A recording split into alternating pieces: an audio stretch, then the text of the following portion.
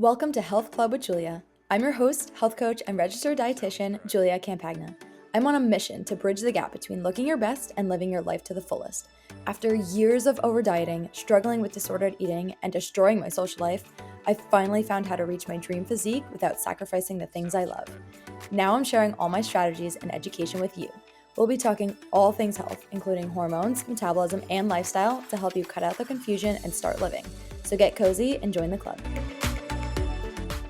Hey guys, welcome back to another episode of the Health Club with Julia podcast. As always, I am so happy you are here. I am so excited for today's episode. Today we have a special guest, Andy DeSantis, joining us, also known as Andy the RD on Instagram.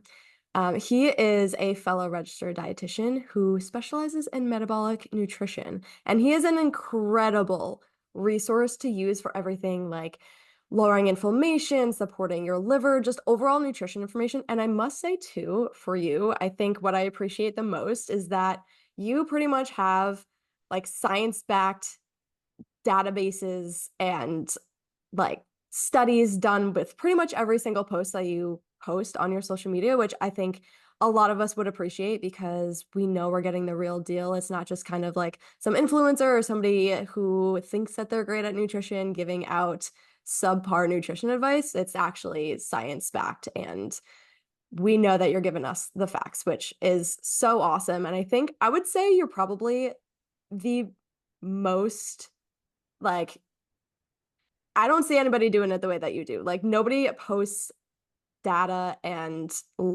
Sweet. studies like ever. I mean, people do, but you do it with like every single post. So like it's very validating to see like you actually do the work to research this stuff and put it out there so people know that they're getting actual information, which is great. So I thank you for that and doing a great job in that. But before I blabber on too much, if you want to go ahead and give us a little bit of an introduction about yourself so we kind of know who you are.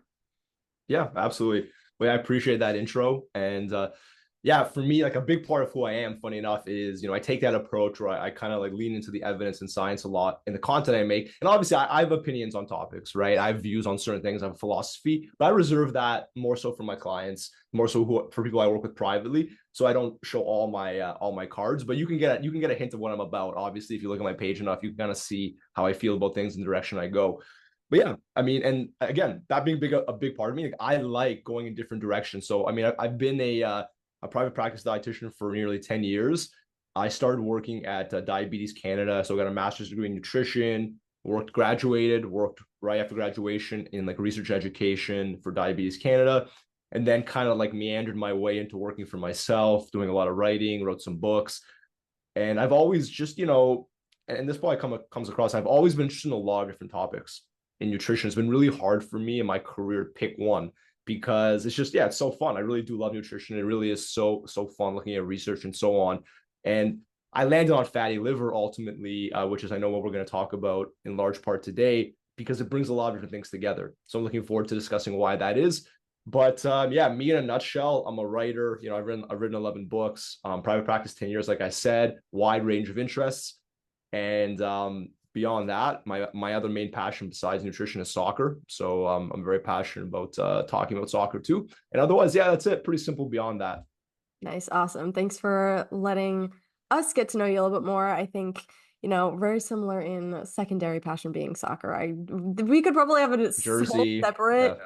like podcast episode specifically talking about soccer, but we won't go there in this one. Okay. But yeah, I didn't know that. So that's great. yeah, yeah. I played soccer my whole life through Division One Wow. college soccer, so Okay. That's I amazing. don't I don't play it anymore. I haven't touched a ball in a really long time, which makes me sad. But there's just I gave that up after college, and maybe one day I'll be kicking around a ball again eventually, but No. yeah, good times. But yes, I appreciate everything that you put out there. And I do agree too, in this nutrition space, there's so many different things to talk about. Nutrition is so vast and there's so many different pieces of nutrition. A lot of the times, people just think general nutrition like fruits, vegetables, whole food diet, those, more basic elements, but it is so vast and it is definitely hard to choose something that you want to speak more predominantly about. I think, at least for me, trying to kind of shift and talk more specifically about certain things, I'm like, well, what about this topic? Like, I'm not sharing that information. What if people need this? And so it does get a little bit confusing, but it does also help to know that there's somebody that is an expert in that field. Like for you Of doing course. fatty liver, they know that they can go to you for those things and you will have all the answers for them, which is also reassuring for people as well. So, and that's definitely what we're going to be talking about today, a big portion of it. So we're going to be talking about obviously the liver side of that and liver support in Mhm. general. We're also going to be tying in inflammation and kind of how those go together and what we mean by this. And liver detox, inflammation, liver support is not just like, your 2 week detox cleanses or juice cleanses. That's not what we're talking about here. We're talking about the actual facts on how to improve these things. Those things are band-aids for your solutions, and they're not gonna give Yeah. you the results that we are here to teach you about. But we're going to be talking about actual ways to support these things and see a true change and not just this short-term fix that you're going to get with some other sort of like detox supplement or drink. So let's go into some of these questions. So first of all, Mhm. you mentioned that you do a lot of fatty liver talk on your Instagram page. Can you just from the start just tell us a little bit more about what that is specifically? Yeah, so fatty liver, and the name is evolving a little bit into steatotic liver disease, and like steatosis just means like fat accumulation. I don't use that terminology yet because like a bunch of scientists decided it was going to be the new terminology, but a lot of people I don't think really, I had to Google how to pronounce the word, right? So, people aren't really using that. So if we say fatty liver, the terminology may be evolving, but I think most people know what we're talking about. I think that's safe to say. So I mean, what to know about fatty liver on an introductory level? It's the most likely thing that's going to go wrong with the human liver. So when you talk about, yeah, if you care, like care in air quotes about your liver health, then you care about preventing, managing, or reversing fatty liver disease because it is the most common thing that goes wrong. Like for example, when people get their liver enzymes checked and liver enzymes are elevated, there's multiple reasons potentially for that. The most common reason, though, if you had to pick one statistically, it would be fatty liver or liver fat accumulation leading to inflammation, right? But the condition itself is exactly what it sounds like. Fat starts getting stored in your liver cells, indicating something is not quite going right with how your body's working with things.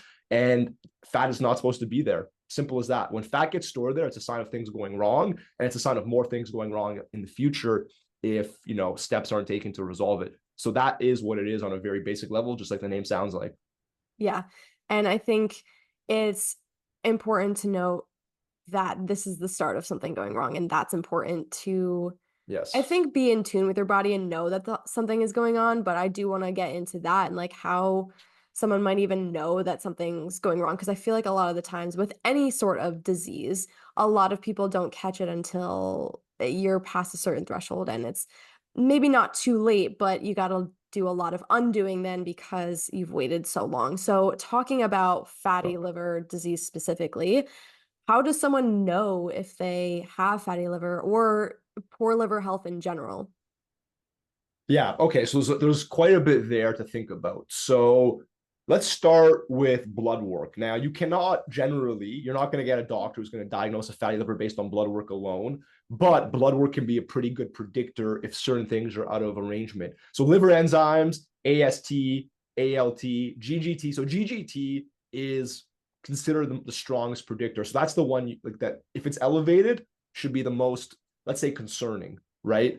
But anyway, you don't want any of your liver enzymes elevated, but that's the one that's usually used in like predictive equations for stuff. So GGT extra important. So you have the liver enzymes, that's one.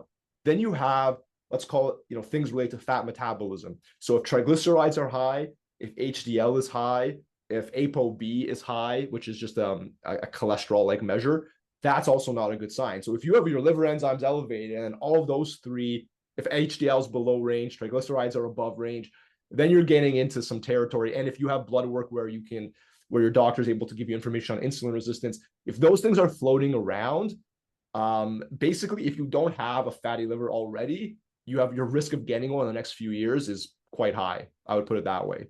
Okay. So that's blood work. Then you get to imaging.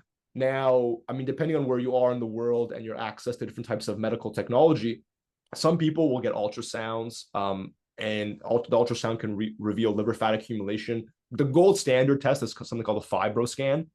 Now, I know in Canada there's not a huge number of these machines. Maybe there will be more in the future. Maybe in the United States it's a different medical system. Maybe there's more fibro scans, and maybe you can even tell me about that. But the fibro scan, essentially, beyond like a biopsy where they take the tissue, which is obviously not going to be happening that frequently. The fibro scan is pretty much the gold standard, and it measures essentially how much fat you have on your liver and how much kind of scarring or also basically known as fibrosis is occurring in the liver, which are two very important things. So those are what you're looking at, right? And the only other thing, really, the only like symptom, quote unquote, is fatigue. And of course, if someone can feel fatigued for a variety of reasons. So that is what you were looking at to kind of sniff around to see what's up. Yeah, and I think the lack of symptoms is what makes this kind of hard to really detect if something is going on. So, side note, just want your opinion on how often do you feel like people, anyone, should really kind of get labs done to make sure that their health is aligned and not, going crazy and you're starting to see some bad symptoms. Yeah, it's a very good question. I would say, well, look, the less confidence you have in what you're getting up to on the lifestyle side, which means less confidence you have in your nutrition implementation, your physical activity, maybe your history of certain things, I think the frequency should then probably go up a little bit, right? As a result. But I think I mean, in a way, you have to find that it's personalized. You have to find that sweet spot where you're being aware of what's going on, but you're not letting it become, overwhelming in terms of you're constantly looking at numbers. And it's tough to say. It's tough to say. Again, the Canadian context is different because we can't get because of how the healthcare system's set up. We can't always get health blood work necessarily on demand whenever we want. But I would say 3 to 6 months, especially for someone who is concerned about markers and looking to improve markers to make sure that their actions are leading to that improvement. I think that's a reasonable timeline. Yeah, I agree with that. And I do think that it is also kind of dependent on the person and their Yeah. health status and what they have access to.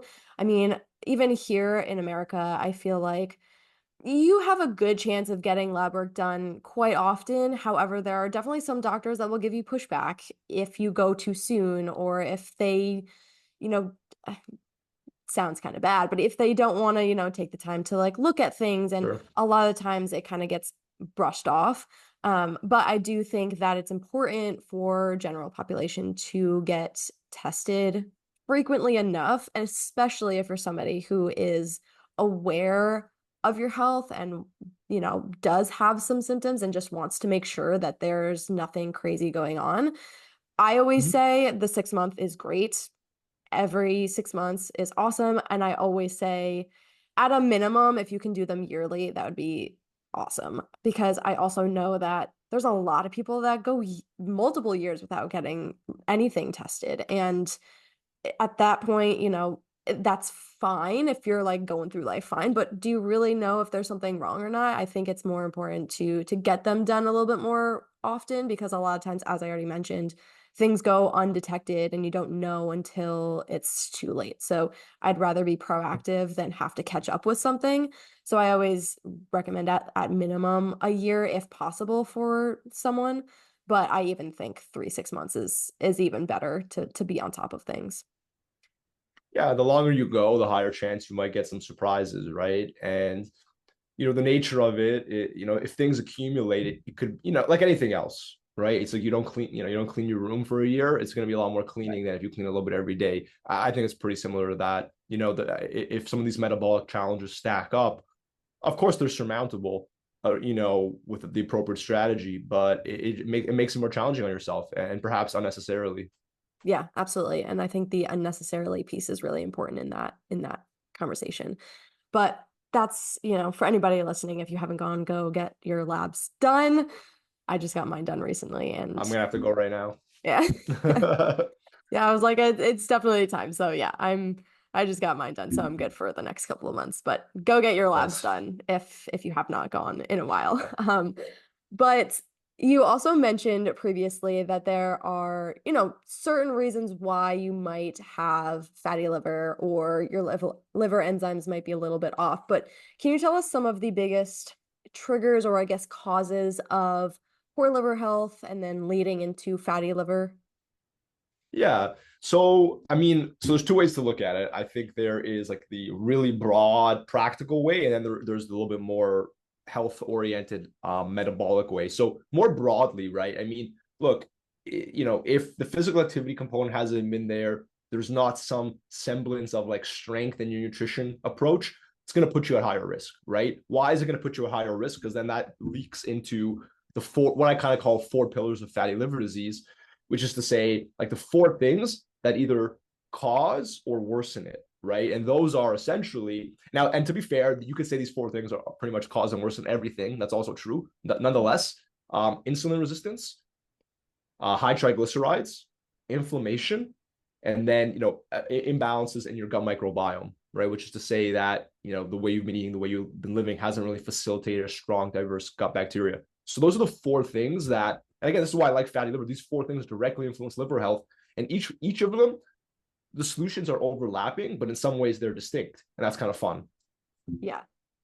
And it's again finding what that trigger point is for you. So, like through labs, you can see, is your triglycerides off? Yep. Is that going to be a cause for it? Is there some inflammation markers that are a bit high? Is the inflammation more of a challenge for you or a cause for you? But I think getting to the root cause is going to be really beneficial to have that appropriate approach to how you are going to heal it and maybe tying in all of four of those elements. But I think finding a root cause is going to be important. And we could talk, I think, for a long time on all four of these causes, but I want to specify the inflammation piece of that on this podcast Sure. episode. So, going into inflammation now, how is inflammation tied to poor liver health? How does that make it worse? Yeah, okay. Well, there's a few layers there. I mean, on a basic level, inflammation, insulin resistance are kind of like a feedback loop with each other, right? So if inflammation goes up, insulin resistance tends to go up. As insulin resistance goes up, there's a higher chance that your body's not going to metabolize, because people think of insulin for carbohydrate metabolism, which is the fancy way to say, putting sugars where they should be. But insulin has a big role to play in fat metabolism. So if you have insulin resistance, your body is not necessarily working with fatty acids the way it should be, which is also why triglycerides go up, right? So I would say insulin resistance definitely inflammation can worsen insulin resistance. That's number one. The second thing is it can directly essentially damage the liver. So one of the reasons why fat accumulation in the liver is so bad is that it induces inflammation, right? So now you have a bit of liver fat accumulation. So what happens next is going to determine a lot of where your health goes. Either nothing's going to change, the liver fat accumulation will continue and lead to inflammation, excessive inflammation, which leads to something called fibrosis. Fibrosis is scarring of the liver tissue, which means your liver is going to work less and less well over time. Then you get into different conditions called NASH. If you're really unlucky, you get into cirrhosis later, and then potentially liver cancer and so on. Now this is a worst case scenario, right? This is, you can act on this. Like, you do not have to go down that path. This is not predetermined. Only a small fraction of people will go all the way to the end of that cycle. Inflammation drives that process, though, just down to the damage it causes, right? So those would be the two things, right? It interferes with insulin metabolism, and it directly damages the liver. But then you can go a little bit further, and there's so much here. So I'm sure we'll have to go into the smaller details. But then you can go a little bit further. For example, the gut microbiome. Okay, so when the microbiome is out of balance, it's more likely to create compounds that are inflammatory. And then the gut and the liver are connected to the portal system. So if your microbiome is not in a good place, it creates inflammatory compounds. Those compounds go to the liver, cause more issues. The microbiome's in a better place, it creates anti-inflammatory compounds. Those go to the liver. I mean, what I'm saying is a significant oversimplification, but it's true. So again, like there's so many little layers to that. And I'll just talk about omega-3s briefly as an extension of that. I know we can go back and forth a little bit, but so for omega-3 fatty acids, right? And there's a lot to omega-3s with liver health, but we know omega-3s are potently anti-inflammatory, right? And people who have a higher omega-3 intake have about 25% lower risk of fatty liver disease. And taking omega-3s, if you have a fatty liver, helps to improve it. Part of the reason is for the anti-inflammatory benefit. Part of the reason is because omega-3s go in the liver cell membranes and they help put fat where it should be, which is not in the liver cells.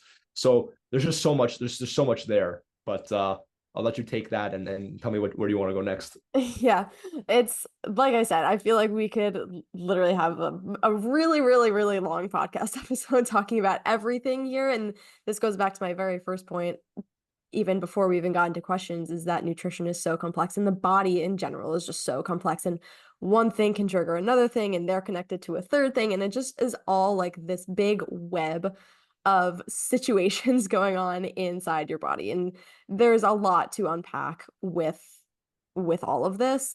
But I think biggest point being try not to be super inflamed and try to get that down, check your enzymes, check your labs, making sure that you are proactive with these things so that they're not triggering like that whole pathway that you had mentioned with the liver going down to fibrosis and then eventually cancer. If you are on top of your health, you can stop these pathways if you have the right strategy to prevent that from being the end result for you.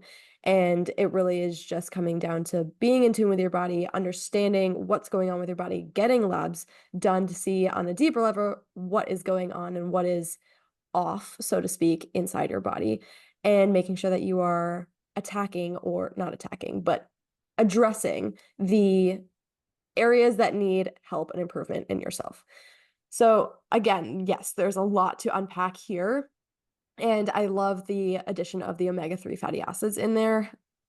Also, just nutritionally speaking, a lot of people, most people, I would say, don't get enough omega-3 fatty acids in their diet. And that is a struggle. That's Mm-hmm. hard, especially because of the anti-inflammatory properties that it has. So then, people resort to a fish oil or omega-3 supplement, and that's great to have. But side note there, actually, now I'm just speaking out loud and thinking about this. Do you think that there is this is probably going to be dependent on the person, is going to be your answer, but in terms of supplementing with omega-3 to get those benefits, Mm-hmm. do you feel like there is any kind of upper limit or any kind of, I guess upper limit is the best way to explain that with any kind of omega-3 supplement? Yeah, I mean, more broadly, I think there's definitely an upper limit to anything. When you talk about omega threes, and I think omega threes, we can dive into this because we have you have ALA, the plant form found in flax seeds, chia seeds, walnuts, hemp seeds, which is very useful, but it's also quite different than the marine form, EPA and DHA, and those are the ones where you're actually going to get benefits. So to have flax seeds, and flax seeds are wonderful. They're actually quite good for liver health. They're high in compounds called lignans, which are associated with like better liver health, all this stuff. But just people should be clear that having a tablespoon of flax seeds is not going to be sufficient. You need, in my view, and what the evidence tells me is that you need EPA and DHA.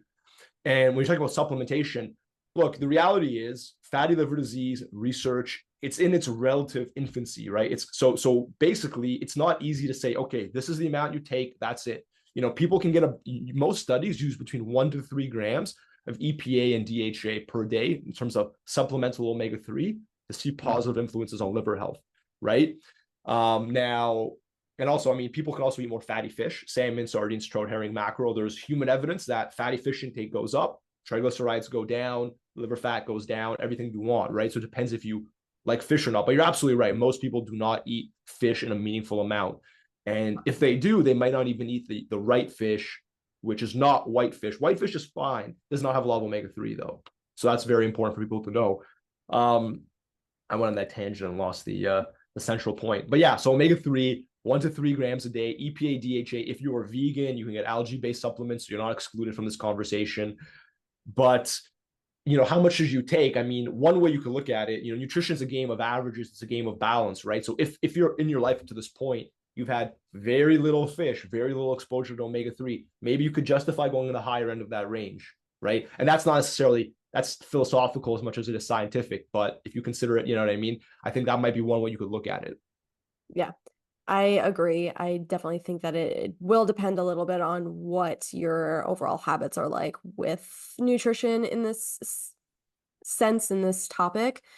But I think it is important to understand that a lot of people don't get their omega-3 needs through diet alone, Mm-hmm. and supplementing is probably going to be your best bet, again, depending on your diet and what kinds of fish and how much fish you're getting on a weekly basis, but I think it's helpful to understand kind of what is proven to be helpful in a supplement form. So going back to inflammation, and I know this is again a pretty broad question that I'm going to ask you Yeah. here, and there's a lot of different causes of inflammation, but what are some of the bigger triggers or again causes of inflammation that you see? Yeah, well, I mean, a lot of it comes down to lifestyle, right? I mean, you can look at some things like, environmental stuff, which we can't always control. I mean, smoking and drinking, things like this are obviously going to play a role. Physical inactivity, sleep. If sleep quality is not there, if it's way too much or way too little, I mean, most people are most likely to be on way too little, but it's the standard lifestyle stuff.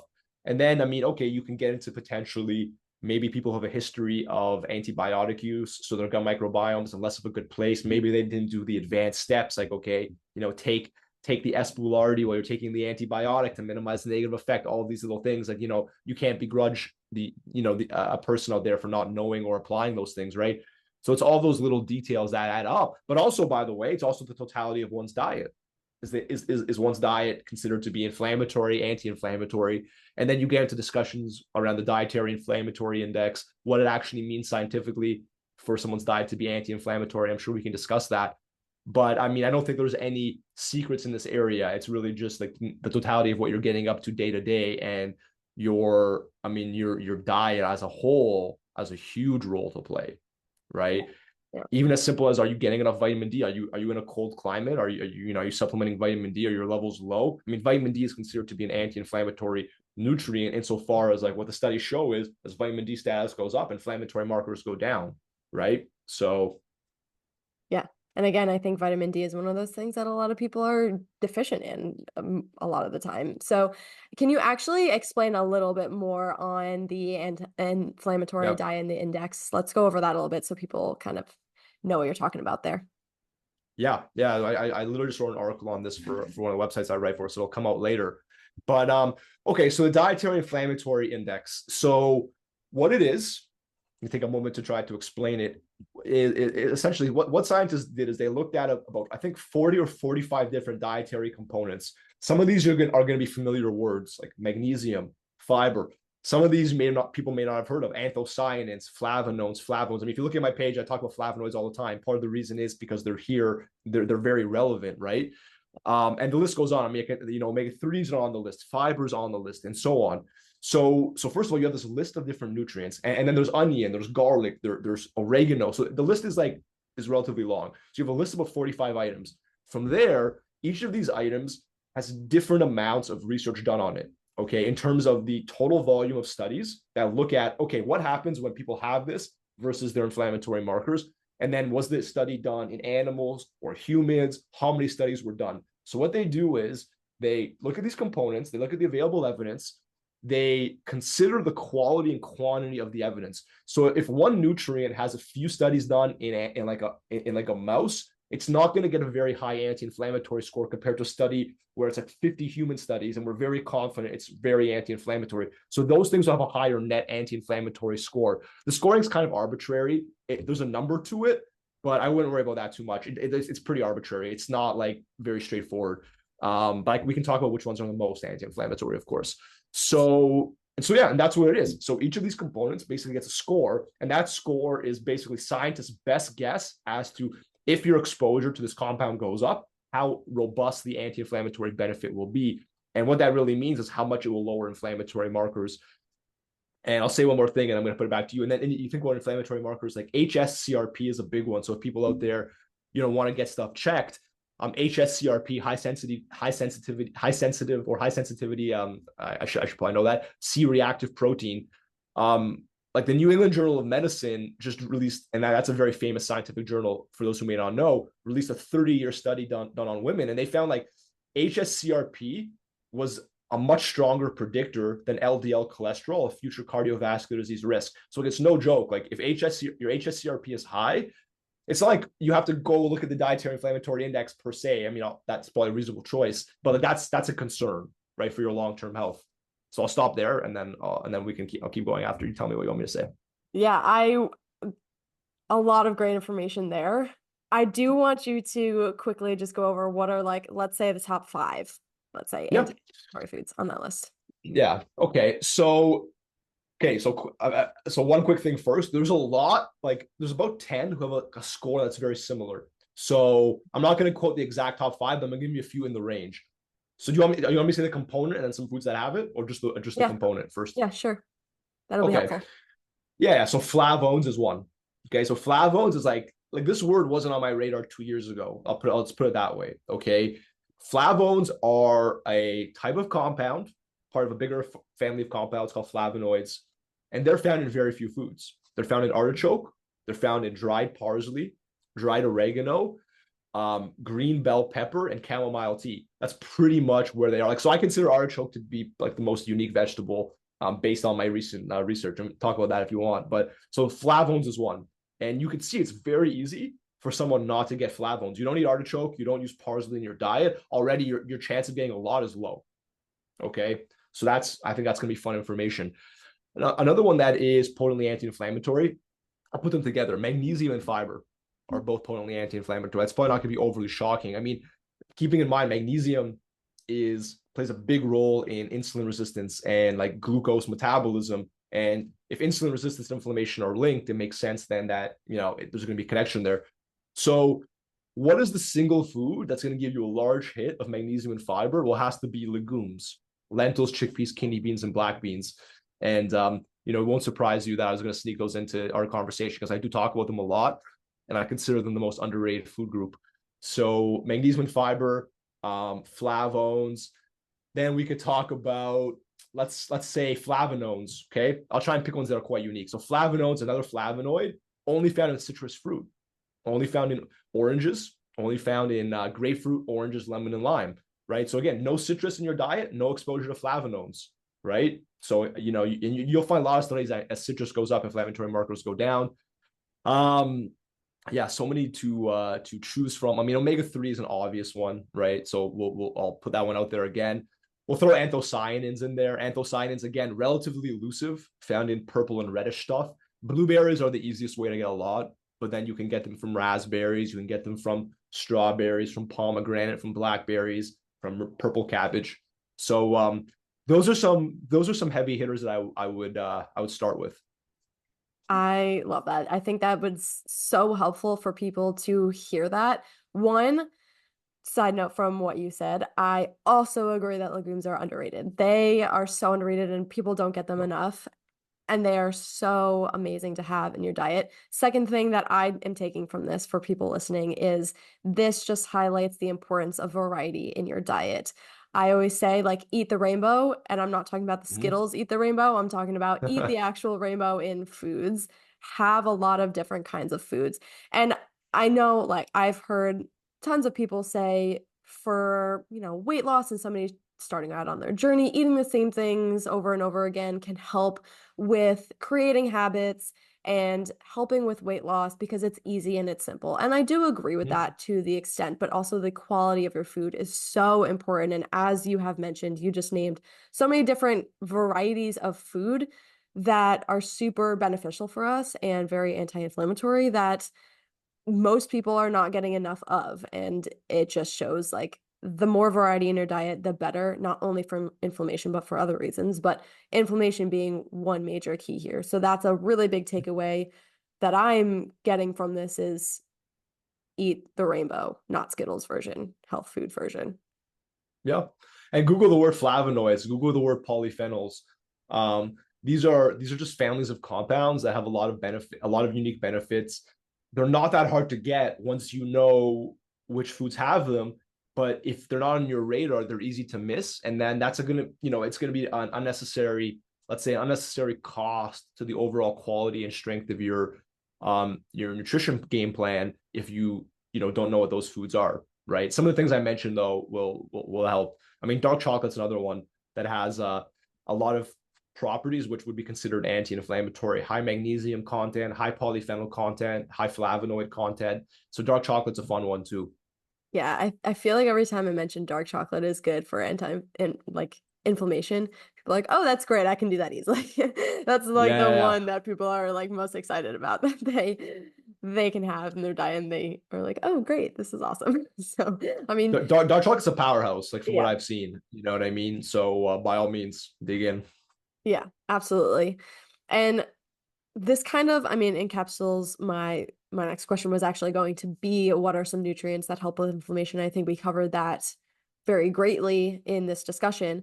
But would you say that there's any kind of differences or anything else that you would mention as far as nutrients go for overall liver support, or is that kind of tied into what we already mentioned with the inflammation? No, I mean, there's definitely a conversation there too. Now for like one thing that's kind of cool, but this is where there's going to be some overlap. So which is all good because overlap and reinforcing certain foods is important. So I mean, there's something called ellagic acid, which is a polyphenol compound, and that is found in pomegranate, raspberries, strawberries, blackberries, pecans, and walnuts. Okay, those are the foods that like people can actually get that has it, right? So it's called ellagic acid, and your body or some people's bodies, right? There's a percentage of people, let's say half the population, their bodies convert this into something else called urolithin A, and that compound is good for your mitochondria. Now, I could have thrown in like mitochondrial dysfunction as one of like the pillars of fatty liver, but it's kind of unnecessarily abstract, so I don't do that. And your mitochondria plays a big role in liver health because it helps with fat metabolism. And again, fat metabolism is just a fancy way to say your body like does with fats what it should do, and what it shouldn't do is put them in your liver. So there's some evidence there that this compound, urolithin A, improves the health of your mitochondria, which then in turn can help your liver. So that's like a unique compound. And flavones, which I mentioned earlier, in a lot of studies about, I know, yes, they're anti-inflammatory, but a lot of studies regarding liver health, people who have the highest flavone intake have the lowest amount of liver fat and liver fat levels and liver scarring. And that's observational evidence, so it's not the strongest, but it's still very, very fascinating. And otherwise unique, I mean, artichoke is a big one, right? Artichoke high in flavones, high in magnesium, high in total polyphenols, and high in prebiotic fiber. And prebiotic fiber means that's good for your gut bacteria. So it checks all those boxes. And that's what artichoke is, the most unique vegetable in my opinion for that reason. So I would throw that in there too. But beyond that, nothing great, like nothing that stands out that, oh yeah, this is like amazing for the liver. Unless you remember something I talked about that I forgot somewhere along the line. Yeah, no, I think every that every was every food has something unique about it at the end right. of the day, you know. It's true. And again, going back to the point that get variety in your diet, you're going to get a lot of more benefits when you have more variety in your diet. You're making 100%. me need to, I need to go get some artichoke and I need to make some artichoke. I need to have that more in my diet. 100%. I've been pushing artichoke, obviously in the best way possible. When I say pushing it on my clients and on social media a lot, just because it's something that's not on people's radars. I mean, they're like, yeah, oh yeah, that I can get it jarred, I can get this, I can get that, but the nutrition profile of artichoke is just like very unique. The closest thing is like if artichoke is kind of gross to someone, the closest thing to artichoke would be to season asparagus with parsley and oregano. So a fun hack there. So like scientifically speaking, that would be the closest way you could replicate what artichoke offers. Um, if you can't do FODMAPs, you could then subsequently like season broccoli with parsley and oregano. That would That's be the next best really, thing. that's a really fun like Yeah, tidbit of information that you gave me there. I didn't even know that no, one. So that's really useful for a lot of people. I think also because artichoke, like you said, it's not on everyone's radar, and I feel like it's no, almost an intimidating kind of vegetable. Like people don't know how to cook it or make it or what to do with it. So it's kind of just like, oh, what do I do with it? Like artichoke is definitely one of no, the ones that I get when I see on a menu when I'm out, but making it at home, don't really do that often. So, and I no. think too, there's some fun in learning a new skill and like learning how to make certain foods. So that Yeah. at least for me, I'm gonna go get some artichoke and learn how to make that even better. But for people who do struggle with that and are like, I don't even want to go that route, I think the asparagus slash Yeah. broccoli is a good little information. Or just pan fry it from a jar or a can, right? I mean, worst case scenario, nothing. Pan fry it, season it, and we should sorry, and just talk about seasonings for a second. If we have people listening who don't really season their food that much, um, like there's good evidence that you start using more herbs and spices, that alone can lower inflammatory markers. Like there's real human evidence on this topic. Takes about 3.5 grams per day. I couldn't tell you exactly what that looked like just now, but if you compare a package of seasoning you have and think about how much you would need to use over a month to get 3 grams a day, like if you have 100 grams and you use that in a month, right, over 30 days, that'd be 3 grams a day if my math is right. So just think Yeah. of it that way. That alone, if you don't already use seasonings, will lower inflammatory markers, partially because herbs and spices have polyphenols, they have they have flavonols, they have these compounds that are anti-inflammatory, right? So that's like low hanging fruit to, well, not really low hanging fruit. I mean, it takes effort, takes consideration, but that's something you could do right now. That would help.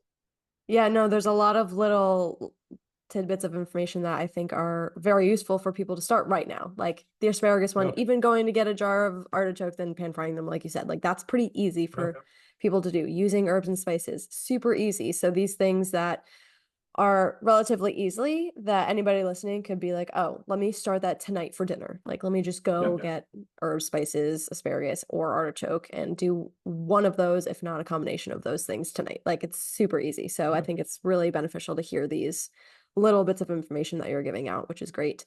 Um, but turning to lifestyle changes. So we talked a lot Mhm. about the nutrition focus of that. What are, I mean, we already kind of went over some specific lifestyle changes as well, like you mentioned sleep already, but is there anything Mhm. that we need to focus on improving in our overall lifestyles that are going to be beneficial for liver support and inflammation?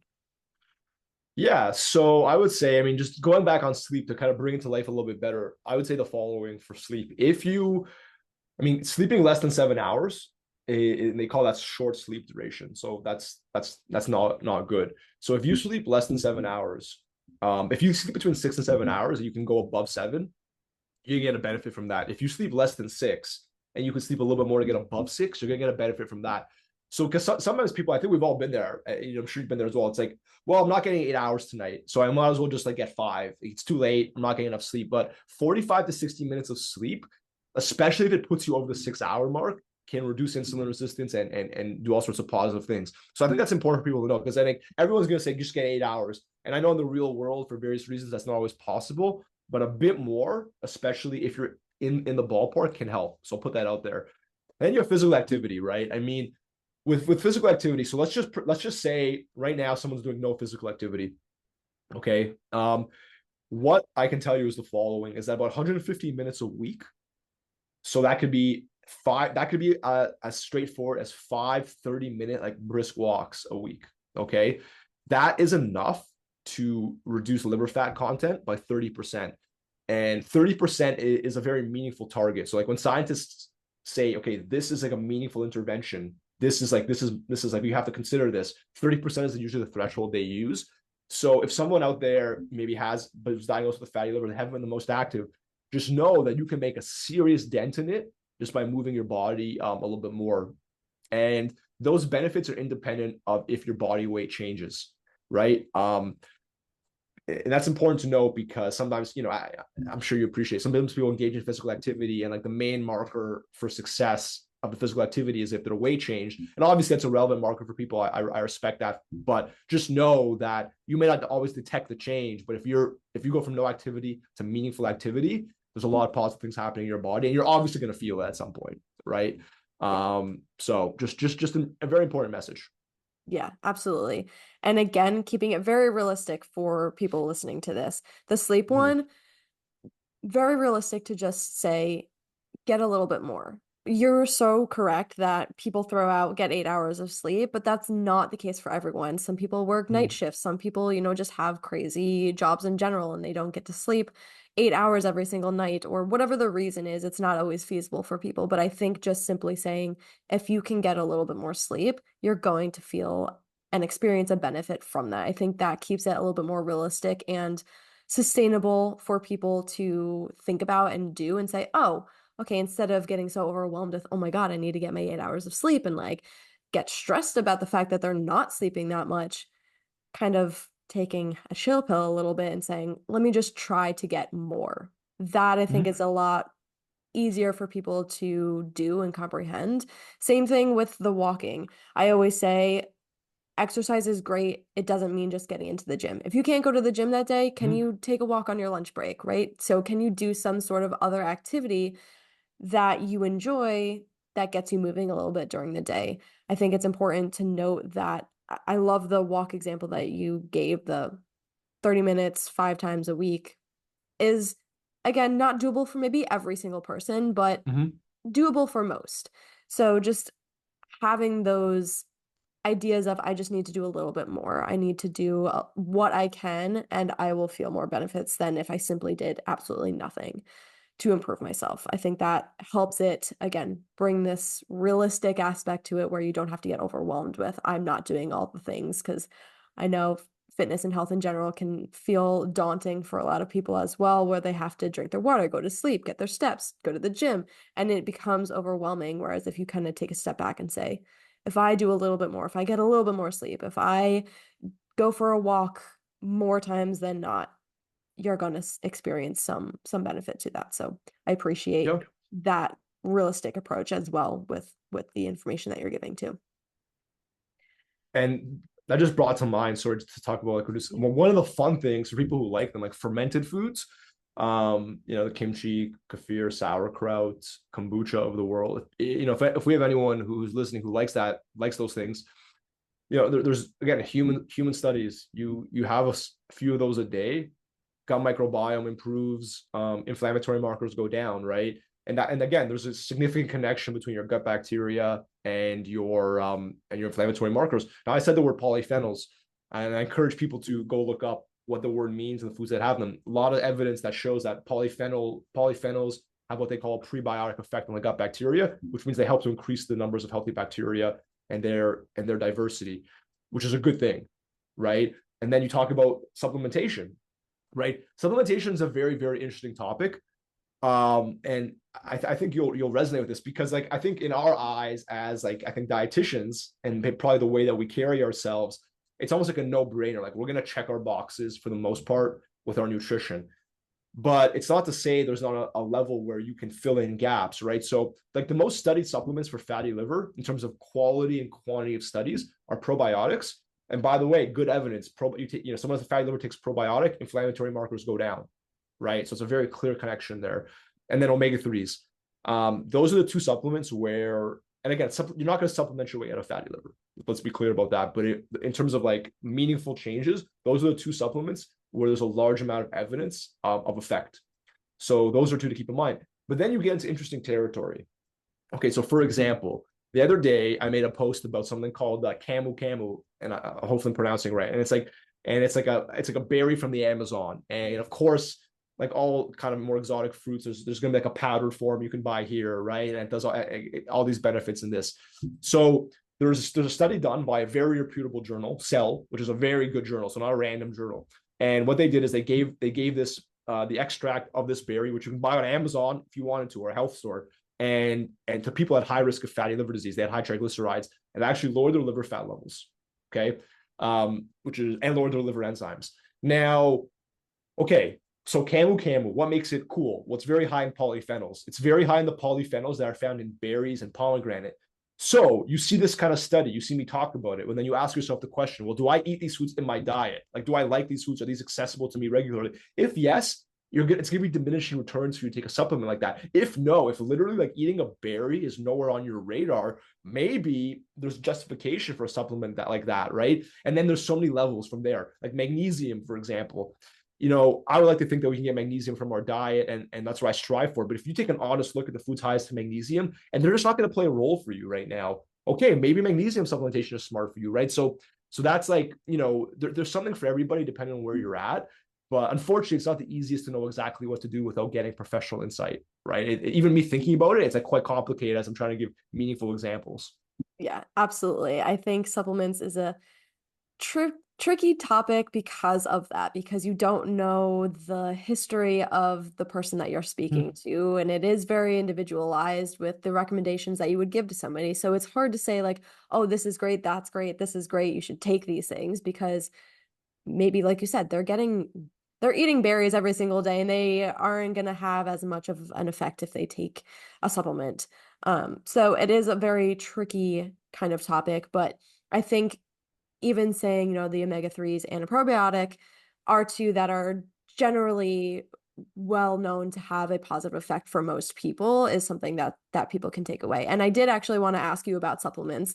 And so you kind of answered that question, but going a little bit further, I want to get your opinion on probiotics, because in social media, I have seen this a lot lately, and I think it'd be interesting to get your perspective on it, where people are saying probiotics are not worth it. And obviously there's a million different kinds of bacteria that we have in our gut, and there's a lot of different kinds of blends of probiotics. And so people basically are saying that it's not worth it. What is your opinion on a general probiotic for people? Still useful? Do you feel like it's not worthwhile? What is your take on that? So are we talking about like in the context of fatty liver or just more broadly?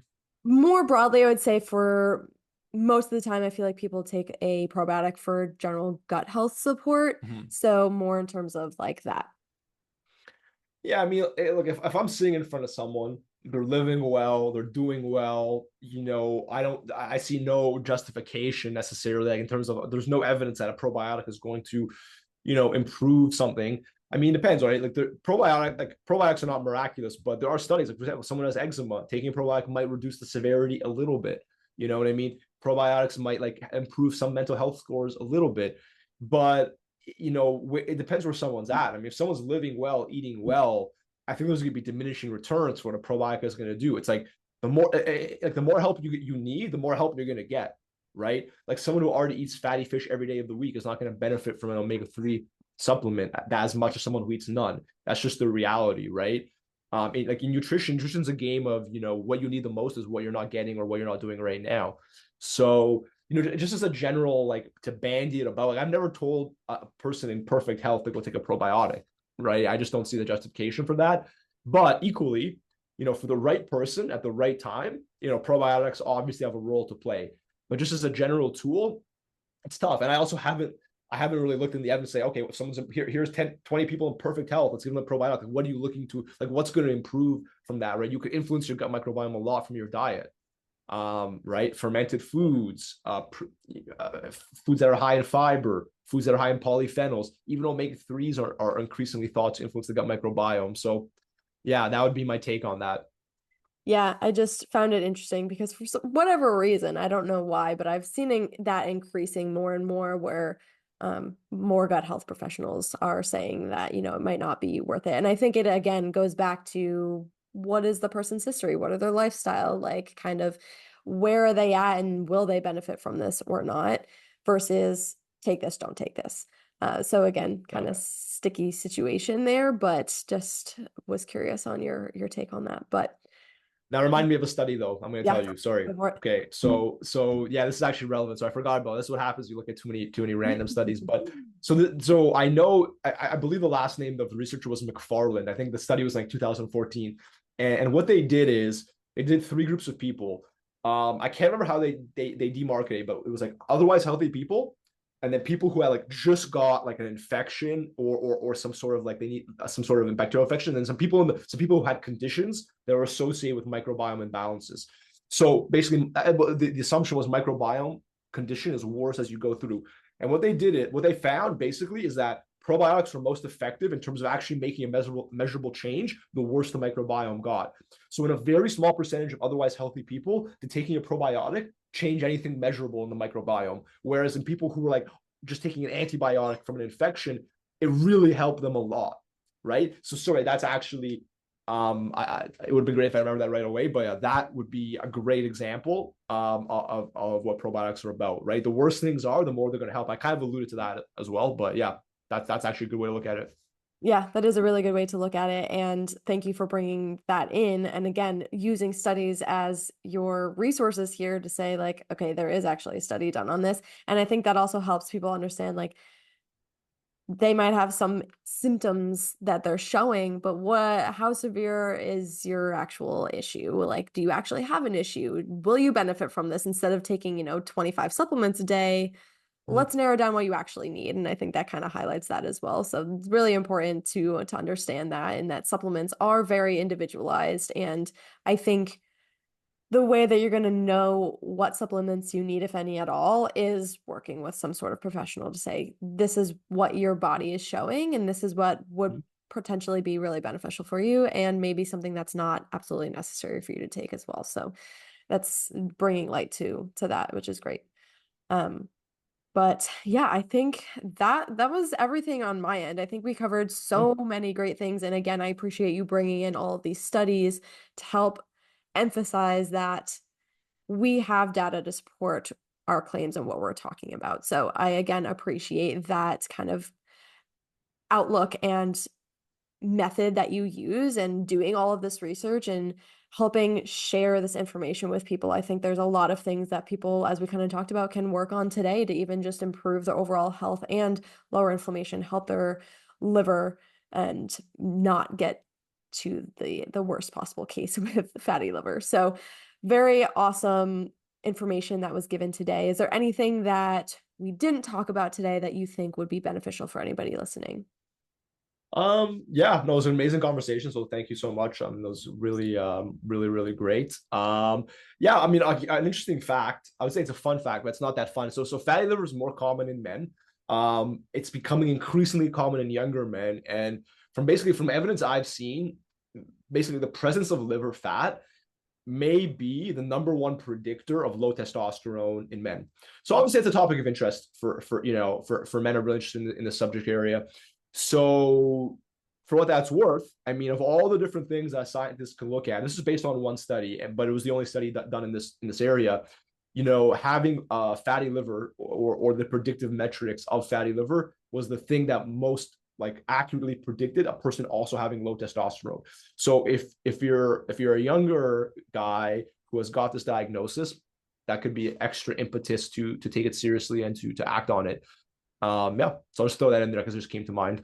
Yeah, absolutely. Love all the facts. Any males listening to this, it's another thing to think about in this whole great episode of lots of information. So, lots of things to think about, lots of things to start acting on. So, again, this was absolutely amazing. Thank you so much for coming on and providing us with all of this information. And before we hop off, let everybody know where they can find you, resources that you have, how, if they want to work with you or just like talk to you a bit more.